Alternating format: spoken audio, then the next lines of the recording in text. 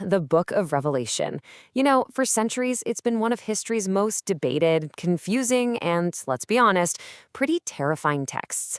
Its imagery is so vivid, so intense, it's captivated and frightened people for generations. And for almost 2,000 years, all of its cryptic symbols, like the infamous Mark of the Beast, have kicked off just an endless stream of interpretations, predictions, and, yeah, a whole lot of conspiracy theories. People have looked at it and seen a literal roadmap to the future. Others see a symbolic history of the church, or maybe a personal guide to spiritual warfare. It's like the book holds 1,000 different meanings all at once. But what if, after all this time, after all those interpretations, we've all been missing the original point? What if the code isn't about what's coming, but about what's already happened? Okay, let's really get into this. There's a new commentary out there that's making a pretty radical claim that the key to finally unlocking Revelation isn't in our future, but deep in Christianity's foundational past. So the argument goes like this. Revelation is not a prophecy about the end of the world. Nope. Instead, it's a super complex, coded allegory for the Easter story. The death, burial, and resurrection of Jesus. The whole idea is that the entire book is looking backward at the Gospels, not forward to some future apocalypse. And this whole theory really hinges on reinterpreting one key phrase from the book itself. For 2 millennia, everyone's assumed the spirit of prophecy means, well, predicting the future. But this commentary says it means something totally different. The gospel story, the eyewitness testimony about Jesus. And believe me, that one little shift changes everything. So you might be wondering, if it's an allegory, why make it so dense and difficult? Why the crazy code? Why not just tell the story straight? Well, according to this commentary, the answer lies in a very specific historical crisis, one that was threatening the very foundation of the early church. See, back at the end of the 1st century, a heresy called Docetism was starting to catch on. It basically taught that Jesus was a kind of ghost, a phantom who only looked human. And this was incredibly dangerous because, think about it, if Jesus didn't have a real body and his suffering wasn't real, then the entire Christian belief in a physical sacrifice for sins just completely falls apart.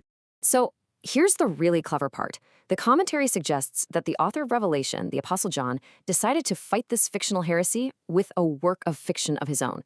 He built this incredibly complex allegory, and he packed it with physical details of Jesus' death and burial, like the anointing of his body, the spear in his side, the wounds, all to prove that his suffering was absolutely real. So how does this code actually work? Well, the commentary calls the main literary trick atoning substitution. The logic is this. When Christ took on the sins of the world, in God's eyes, he became identified with evil. So the reader is supposed to take the evil figures in Revelation, all the beasts and dragons, and conceptually substitute them with this sin-imputed Christ. And when you do that, a whole new story emerges. It's basically a 3-step decoding process. First, you see some apocalyptic evil figure, right? Like the great whore of Babylon. Second, in your mind, you replace her with Christ, who is bearing the world's sin.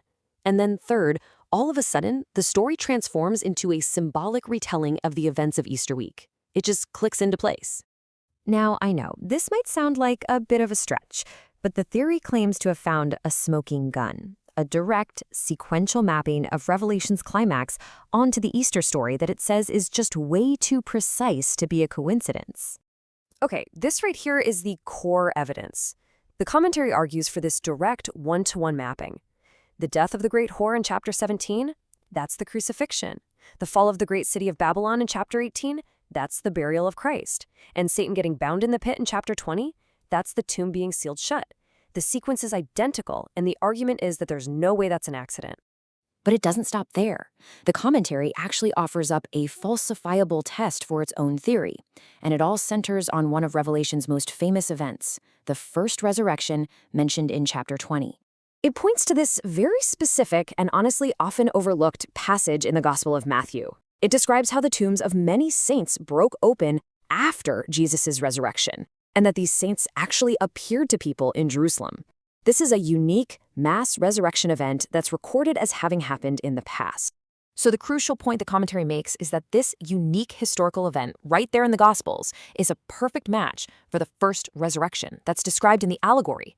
Finding this parallel, it argues, is what validates the entire Easter story framework as the true key to unlocking Revelation. So, what does all this mean? Well, if this interpretation actually holds up, the implications are absolutely enormous. I mean, it would fundamentally change how Christians have read this book for 2,000 years. This completely reframes major theological debates. For instance, that infamous 1,000-year reign of Christ, it's not some future golden age. It's an allegory for the 3 days Jesus was in the tomb. And the Great Tribulation, which people often see as a future period of horror, gets reinterpreted as the suffering that has already taken place. If this framework is correct, it basically dismantles the entire idea of Revelation as some kind of blueprint for the future. The commentary itself puts it pretty bluntly, saying it sounds the full death knell of that popular futurist view. And that means that a lot of popular ideas just kind of get left behind. A future Antichrist, the rapture, a literal battle of Armageddon. In this view, those are all just misunderstandings of symbols that were always pointing back to events in the first century. This all leads to a very stark conclusion and a pretty serious warning. Because the surface text is a deliberate fiction, an illusion created to prove a deeper reality, it should never be taken literally or used as the basis for forming any Christian doctrine, period. So, in the end, this commentary really presents us with a choice. Is Revelation a coded message about the future that we still haven't cracked? Or is it a coded message about the past that, for 2,000 years, we've just completely failed to see? It really leaves us with a provocative final thought, doesn't it? It forces us to ask if the key to this mysterious book was never about predicting the end of the world, but about preserving the truth of its beginning, a truth that was under attack, and which required a true work of literary genius to defend.